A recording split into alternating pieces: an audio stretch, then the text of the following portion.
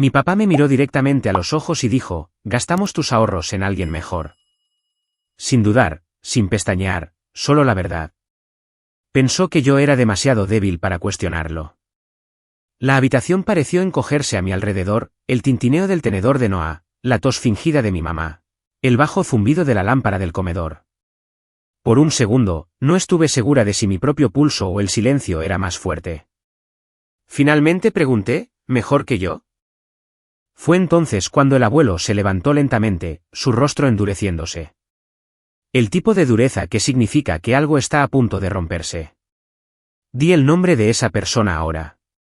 Pero la verdadera traición no comenzó en esa mesa, y tampoco terminó allí. Mi nombre es Ava. Y durante la mayor parte de mi vida, pensé que mantenerme en silencio hacía las cosas más fáciles. Crecí en una casa donde el silencio mantenía la paz y el ruido invitaba a los problemas. Así que aprendí desde pequeña a hacerme pequeña para ocupar el menor espacio posible. Yo era la niña que preparaba su propio almuerzo, que caminaba sola a la escuela, que aprendió a no pedir nada porque siempre había alguien que necesitaba más. Ese alguien era mi hermano menor, Noah.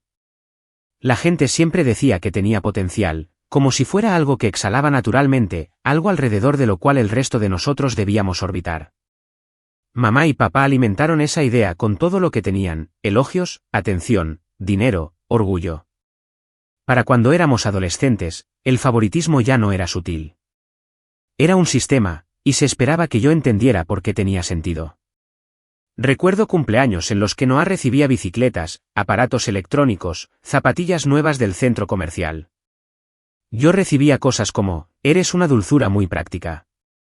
No necesitas mucho. Y un trozo de pastel que sabía a obligación. También recuerdo las noches de premios escolares, cuando ganaba algo pequeño, asistencia, un concurso de escritura, una cinta por un proyecto de ciencias.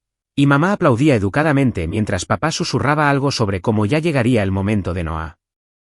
Les creí. De verdad que sí. Cuando tenía 16 años, empecé a trabajar a tiempo parcial después de la escuela. Un pequeño trabajo archivando en una oficina, más tarde un turno de fin de semana en una cafetería. Ahorré cada dólar. No era mucho al principio, pero creció lenta y constantemente, como algo sólido en lo que podía confiar. Papá me dijo que me ayudaría a ponerlo en una cuenta de ahorros para mi futuro. Confié en él. Pensé que eso era lo que hacían las familias, proteger el trabajo duro de los demás. Para cuando tenía 23 años y trabajaba a tiempo completo como administrativa junior en la ciudad, esa cuenta de ahorros se suponía que era mi red de seguridad. No para nada dramático, solo para la estabilidad del alquiler. Quizás un coche de segunda mano algún día, algo que demostrara que había construido una vida bajo mis propios términos. Y realmente intenté construir una. Alquilé un pequeño apartamento en la ciudad, de esos con paredes delgadas y vistas a un aparcamiento. Pero era mío. Lo decoré con marcos de tiendas de segunda mano, mantuve una planta en el alféizar que siempre olvidaba regar y aprendí el ritmo de la calle. Mi vida era humilde, pero era estable. Aún así, cada 2 fines de semana, volvía en coche a casa de mis padres. Me decía a mí misma que era un deber, pero en realidad era por el abuelo. Él vivía a unas horas de distancia, pero nos visitaba a menudo, y siempre se aseguraba de estar allí cuando yo iba. Nunca dijo abiertamente que veía el desequilibrio en nuestra familia, pero no tenía por qué hacerlo.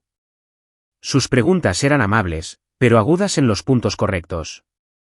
¿Estás aguantando bien, niña? ¿O te están tratando con justicia? Yo siempre sonreía y decía, sí. No sabía entonces que él ya sospechaba la verdad. No me había atrevido a imaginarlo. No noté la primera señal de advertencia de inmediato. Era un miércoles por la tarde después del trabajo, el tipo de noche en que la ciudad se siente cansada y el aire del tren huele a lluvia y metal. Llegué a casa, me quité los zapatos, calenté las sobras de pasta y abrí mi portátil para revisar mi cuenta, como siempre hacía a final de mes. El número no tenía sentido. Pestañeé, actualicé la página. Revisé el wifi, actualicé de nuevo. La cantidad no era baja. Estaba casi vacía. Durante unos segundos, me quedé completamente quieta. El tenedor se detuvo a medio camino de mi boca. Sentí agitarse ese viejo instinto. No entres en pánico todavía. No asumas lo peor. Pero entonces vi la actividad reciente, pagos, transferencias, retiradas que no reconocía. No una o dos. Una serie de ellas. Todas silenciosas, espaciadas. Lo suficientemente sutiles como para que alguien debiera haber esperado que no mirara con demasiada atención.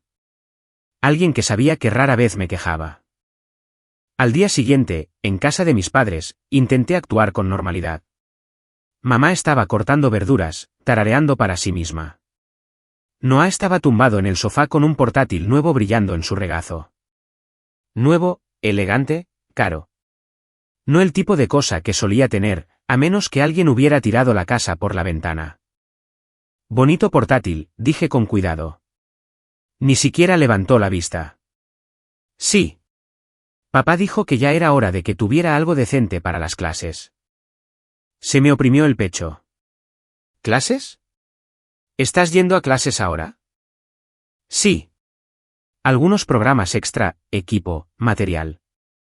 Dicen que es una inversión. Se encogió de hombros, tecleando como si se lo debieran. Ya sabes cómo es. Lo sabía demasiado bien. Mamá deslizó zanahorias en una olla. Ava, sé comprensiva. Está en una edad importante. ¿Recuerdas cómo eras tú entonces? Yo trabajaba después de la escuela, dije en voz baja. Ella desestimó la idea con un gesto. Esa fue tu elección. ¿Y te fue bien? No fueron las palabras en sí las que rompieron algo dentro de mí, sino el tono, la expectativa de que me lo tragaría todo de nuevo. Más tarde esa noche, cuando mamá subió y Noah desapareció para jugar a videojuegos, papá entró en la cocina. Abrió un cajón, rebuscó algo y lo cerró con un golpe descuidado. Lo observé, buscando algo familiar en su rostro. Papá, dije, ¿podemos hablar de mi cuenta de ahorros? No se inmutó. ¿Qué pasa con ella? Falta dinero. ¿Mucho? Aún sin pestañear. Lo usamos. Se me cortó la respiración. ¿Usarlo para qué? Para tu hermano, dijo como si nada. Él necesita oportunidades. Oportunidades, cosas que tú no tuviste. Lo miré fijamente. ¿Yo no necesitaba oportunidades? Tú ya estás trabajando, respondió. Eres estable. ¿Estás bien? El futuro de Noah necesita más apoyo. La forma en que lo dijo, fría, lógica, como si estuviera explicando patrones meteorológicos, hizo que algo profundo dentro de mí cambiara. Toda mi vida, me había esforzado al máximo para no ser una carga. Y ahí estaba él, diciéndome que eso me hacía menos merecedora. No recuerdo qué dije después. Quizás nada. El silencio era la única armadura que me quedaba. Pero más tarde esa noche, mientras todos dormían, revisé el cajón que papá había abierto antes. Dentro, bajo una pila de menús de comida para llevar, había una carpeta. Una carpeta con mi nombre. Dentro había formularios, papeleo, preparándose para abrir un pequeño préstamo bajo mi identidad. Mi mano temblaba, pero ya no de miedo. Algo más afilado había tomado su lugar. Esto no era un accidente. Esto era un plan. Y fue el momento en que dejé de tener miedo. Apenas dormí esa noche. Permanecí despierta en mi pequeño apartamento, escuchando el calentador encenderse y apagarse, repasando cada momento en mi mente. La cuenta vacía, el nuevo portátil de Noah, la tranquila confesión de papá, el papeleo escondido en ese cajón con mi nombre impreso en la parte superior. Por la mañana, algo dentro de mí se sentía diferente. El miedo seguía ahí, pero había cambiado de forma. Ya no era paralizante. Era agudo, enfocado. Conduje al trabajo como en piloto automático, la ciudad pasando en colores apagados mientras mis pensamientos se tejían en un plan. Durante el almuerzo, me encontré con mi amiga Lily en la cafetería cerca de la oficina. Me miró una vez y frunció el ceño. Parece que no has pestañeado en 12 horas. Le conté todo en voz baja, con cuidado, como quien desenvuelve una vieja herida. Sus ojos se abrieron de par en par. Ava, eso no es solo algo horrible. Eso es ilegal. Lo sé, susurré, pero creen que no haré nada. ¿Tienen razón? No respondí. No tuve que hacerlo. El silencio nos dijo a ambas la verdad. Ya no. Cuando terminé de trabajar, conduje hasta la casa del abuelo. Vivía en un barrio tranquilo en las afueras de la ciudad, de esos con árboles altos y porches que crujían con el viento. Abrió la puerta incluso antes de que pudiera terminar de llamar, sus ojos entrecerrándose al ver la expresión de mi rostro. ¿Qué pasó? Nos sentamos en su sala de estar, el olor a libros viejos y pino llenando el aire. Le expuse todo, los ahorros desaparecidos, las palabras de papá, el papeleo del préstamo. Escuchó sin interrumpir, su mandíbula tensándose más con cada detalle. Finalmente, exhaló. Sabía que favorecían a Noah, pero esto. Sacudió la cabeza. Esto es aprovecharse de ti, Ava. Cuentan con que te quedarás callada, como siempre has hecho. No puedo dejar pasar esto. No, estuvo de acuerdo. No puedes. Pasamos la siguiente hora revisando los extractos que había impreso, los pagos que no hice, las fechas, las retiradas. El abuelo se mueve más lento que antes, pero su mente seguía afilada. Necesitas documentarlo todo. Cada transferencia, cada dólar que falta, guarda copias en un lugar seguro. Ya empecé, dije. Él asintió con un pequeño gesto de orgullo. Bien. Mientras guardaba los papeles, me tocó el brazo. Una familia que te quiere no te usa como un recurso. No te agotan y te dicen que sonrías. No te mereces esto. Las palabras me golpearon más fuerte de lo que esperaba. Había pasado toda mi vida tratando de no ser una carga. Nunca imaginé que mis padres me convertirían en una fuente de recursos. Cuando conduje a casa esa noche, las luces de la ciudad se veían diferentes. Menos como estrellas, más como señales. Me senté en la mesa de mi cocina, extendí los extractos, los pagos, las facturas, la carpeta con mi nombre. Luego, organicé todo en una pila limpia y ordenada, no para una confrontación todavía.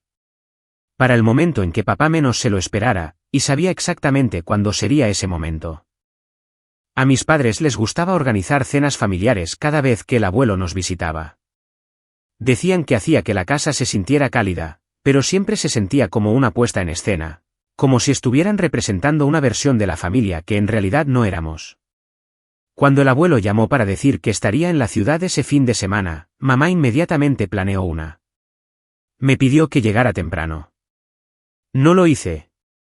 Llegué exactamente a tiempo, con una carpeta metida en mi bolso, los latidos de mi corazón firmes de una manera que no lo habían estado en semanas.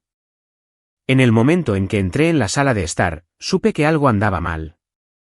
Mamá se movía demasiado rápido, tocando servilletas, ajustando platos que no necesitaban ajuste. Noah estaba de mal humor en un rincón, mirando su teléfono como si intentara desaparecer en él.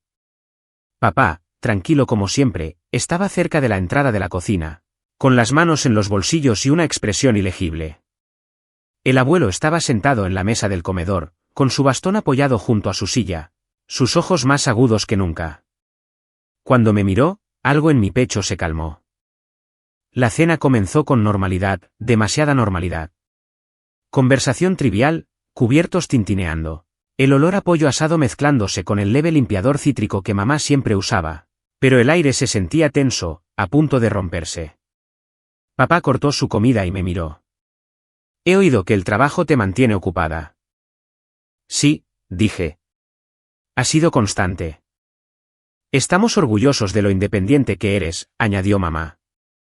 No todo el mundo de tu edad lo consigue. Casi me río. La ironía sabía amarga en mi lengua. Entonces papá lo dijo, así sin más. Sin pausa, sin aviso. Gastamos tus ahorros en alguien mejor. La habitación se sumió en el silencio.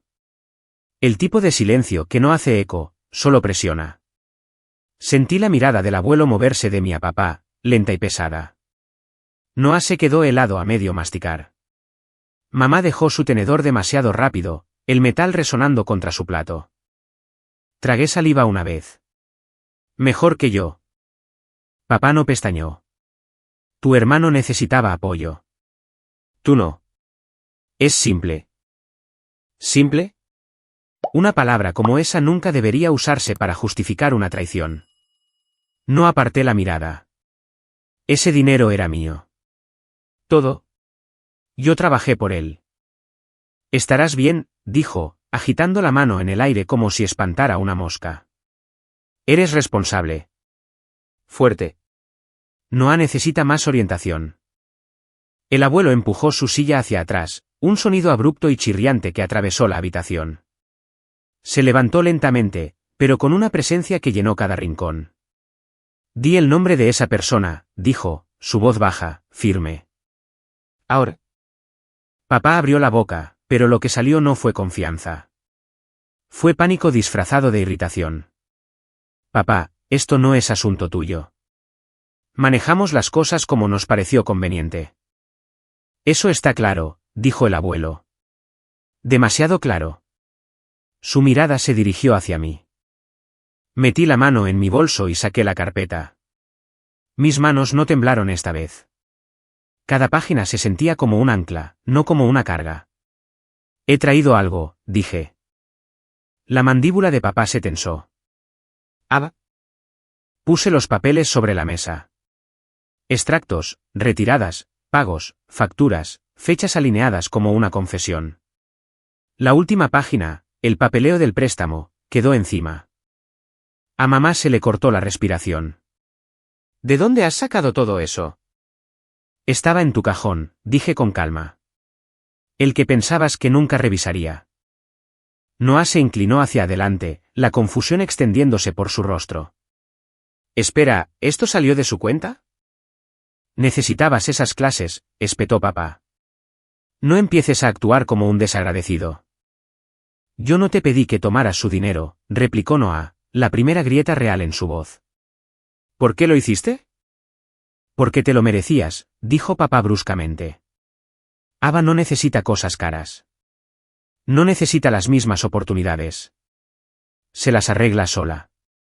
Siempre lo ha hecho. El abuelo golpeó la mesa con la palma de la mano, no con fuerza, pero con la suficiente para silenciar todas las voces al instante. Eso no la hace menos merecedora, dijo. La convierte en explotada. El rostro de papá se sonrojó. Papá, no lo entiendes. Oh, lo entiendo perfectamente. La voz del abuelo era de hielo. Tomaste sus ahorros sin preguntar. Intentaste abrir un préstamo a su nombre. Pusiste su futuro en riesgo para poder seguir fingiendo que Noah es un inútil. Estábamos tratando de apoyarlo, susurró mamá. ¿A costa de ella?, preguntó el abuelo, volviendo sus ojos hacia mí. Abba, habla claro. ¿Qué quieres que pase ahora? Era la primera vez que alguien en esa casa me preguntaba eso. Respiré lentamente. Quiero que me devuelvan mis ahorros. Cada dólar. Y quiero que el papeleo del préstamo sea destruido por vuestras manos, no por las mías. Papá negó con la cabeza. Estás exagerando. Tienes un trabajo. Lo recuperarás. Ella no recuperará lo que robaste, interrumpió el abuelo. Lo haréis vosotros. La expresión de papá cambió. Ira primero, luego miedo. Miedo real y parpadeante.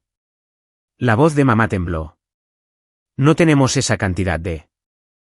Entonces os ajustaréis, dijo el abuelo. Vender algo. Recortad gastos. Solucionadlo. Porque si Abba presenta esto como una denuncia de abuso financiero, las consecuencias serán significativas. Siguió un largo silencio. Pesado, inevitable. Finalmente, Noah habló, con voz queda. Abba, lo siento. No lo sabía. No arregló nada, pero importó que lo dijera. Papá se hundió en su silla como si le hubieran sacado el aire de un golpe. Está bien, dijo entre dientes. Lo devolveremos. ¿Todo? ¿Y el préstamo?, pregunté. Él tragó saliva. Lo trituraré esta noche. El abuelo asintió una vez, satisfecho. Bien. Entonces esta familia todavía podría tener una oportunidad. Pero yo sabía que no era así. Hay daños que no se deshacen. Simplemente se convierten en una línea que nunca vuelves a cruzar. Me puse de pie, recogiendo mi carpeta. Me voy a casa. Nadie intentó detenerme. Por primera vez en mi vida, irme no se sintió como huir. Se sintió como entrar en la vida que finalmente había elegido. Las semanas siguientes transcurrieron en silencio, casi extrañamente, como las secuelas de una larga tormenta. Mis padres devolvieron el dinero en pequeñas y tensas cuotas, más de lo que nunca pensaron que tendrían que explicar. Cada transferencia llegaba sin mensaje adjunto, sin disculpa, sin reconocimiento, solo números moviéndose de una cuenta a otra, deshaciendo una traición que nunca deberían haber cometido. El abuelo me contactaba con frecuencia. A veces llamaba, a veces pasaba por mi apartamento con compras que no necesitaba, pero que aceptaba de todos modos. Nunca me sermoneó, nunca presionó. Solo se aseguró de que supiera que no estaba caminando sola entre los escombros. Noah mantuvo su distancia al principio. Luego, una tarde, apareció en mi puerta, con las manos metidas en los bolsillos. No intentó justificar nada. Solo dijo, estoy tratando de ser mejor. Y por primera vez, le creí. La vida en mi apartamento se sentía diferente ahora, más ligera. Organicé mis archivos, elaboré un nuevo presupuesto y di pequeños pasos hacia el futuro que pensé que había perdido. Ya no tenía miedo. Lo que pasó en esa cena no arregló a mi familia. No borró años de silencio, pero me dio algo que nunca antes había tenido, un límite que finalmente tuvieron que ver. Todavía visito a mis padres a veces, pero las cosas no son iguales. Y quizás no se supone que lo sean. Un límite no es un muro. Es una línea que te recuerda dónde terminas tú. Por primera vez en mi vida, finalmente dejaron de cruzar la mía. Estoy construyendo un futuro bajo mis propios términos ahora. Uno que ellos no pueden reescribir ni tomar prestado. Y si alguna vez has tenido que enfrentarte a las personas que debían protegerte, espero que sepas esto. No te equivocas por querer respeto. No estás solo. Si esta historia te llega, comparte tus pensamientos a continuación y suscríbete para más.